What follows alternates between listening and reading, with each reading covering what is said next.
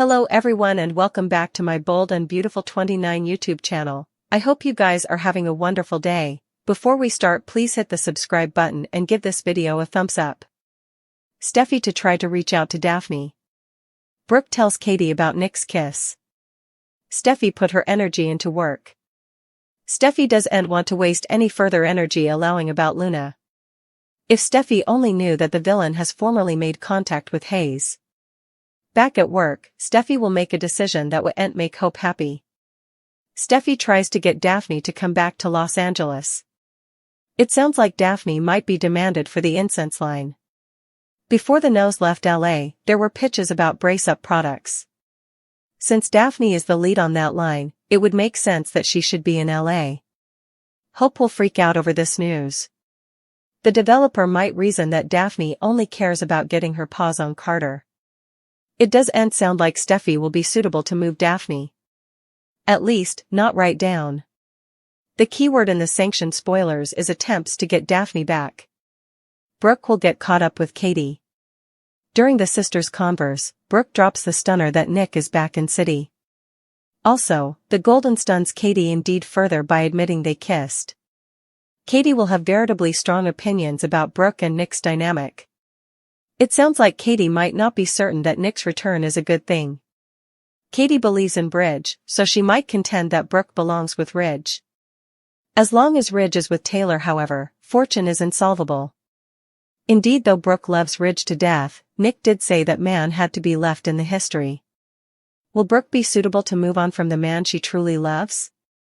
Is her new morning with Nick, or could Ridge get jealous and try to win her back? Luna approached Hayes after his time on the sand with the other kitties. Luna offered Hayes a gift and handed over an origami crane. Hayes was pleased and snappily showed it to all his musketeers inside the sand house, where the art program was still going on.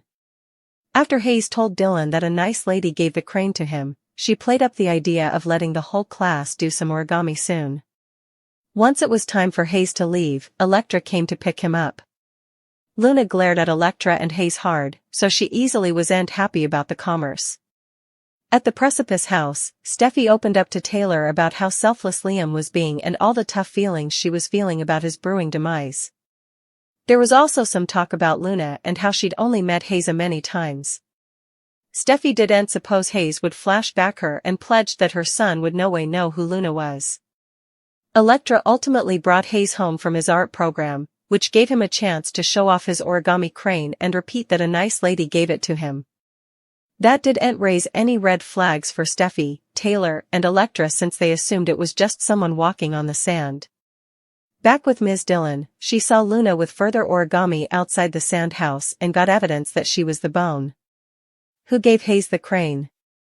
Since Luna was easily good at this, Ms. Dillon asked her to come be a guest artist and help educate the class. Luna ultimately agreed and introduced herself as Sunshine. At Forrester Creations, Ridge grilled Nick about why he was back in LA. Nick acted like he was mixing business with pleasure and suggestive congratulations were in order. Ridge questioned what Nick meant, so he refocused out that the preemption drama had been resolved and that Ridge was back together with Taylor. Ridge was bothered over Nick fixating on his love life and wondered if Nick had a love interest of his own to get back to. Nick said he didn't right now, but he peered in Brooke's direction and sounded hopeful. Nick noted that life at Ocean had always been his fortune and took a poke over Ridge knowing each about Fortune, too.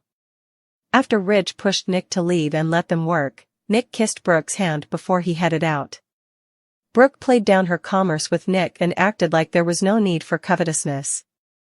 Ridge lumbered about Nick not being a good person and advised Brooke to stay down from him. Brooke had a mischievous glint in her eye, like perhaps she allowed. This covetousness flare-up could work to her advantage with Ridge. Ridge's romantic future will come with some curveballs. Steffy is a dead woman walking. Luna is on a charge to exclude her pater. Woman. Will Sheila Carter take advantage of the situation and save Steffy? Will Sheila throw her granddaughter under the machine to get what she wants? Sheila seems to authentically be trying to help Luna and get her out of city before she ends up back in captivity. But, if Luna does attack Queen Steffy, this could each work out in her grandmother's favor. Sheila knows Luna each too well. As a matter of fact, she used to be Luna. Sheila knows that her granddaughter is a ticking time bomb. However, why not use her coming payoff spree to her advantage? If she can't help her, Sheila may actually be the bone who saves Steffy Forrester from Finn's birth son. Sheila has been trying desperately to change her ways and prove to her son and his woman that she can be trusted around baby Hayes. What better way to prove that she's a good person than to save Steffy from a ghastly death? Steffy formerly went through hell formerly with Luna, and seems to be actually spooked of the worried youthful woman. And that's saying a lot because Steffy is a badass and has no problem taking care of herself. Steffy Forrester may eventually have a change of heart about her monster mama-in-law if she owes her for saving her life. Will Sheila use Luna's murder attempt to negotiate her way back into Finn and his son's life? Poppy to advise Finn. Bill makes a concession to Lee. Remy intentionally helps Luna in her killer hunt against Steffy. Poppy. We watched as Sheila asked Poppy to meet. Poppy didn't watch what Luna was doing and didn't want to be criticized for it. Also, Sheila told her that Luna could be about to take deadly action again. After that, Poppy confronts her son. Poppy is really rattled when Luna says nothing is going to stop her from getting what she wants. Also, Poppy heads to the sanitarium and issues a warning to both Finn and Lee. Lee meets with Bill. It seems that Bill will make a concession. This admission might be that it was a mistake to get Luna out of captivity. Now that Bill realizes what a horrible mistake he made, what can he do to fix it? Luna will be at the firing range rehearsing firing a gun. Luna will be allowing about the moment she'll put a pellet into Steffy. Luna is surprised when Remy interrupts. It seems that Remy will intentionally help Luna. So, that must mean he helps ameliorate Luna's end so she stops missing the target. Remy soon discovers Luna's abomination for Steffy. It's stated that it surprises Remy, but it could also concern him. Remy and Sheila do have a connection. In fact, it's how Remy got the job with Bill and met Luna in the first place. So, I could see Remy turning to Sheila with intimidating information, that Luna has a gun and was at the firing range. This could give Remy an occasion for redemption. While Remy will advise people, I don't see him actually stopping Luna.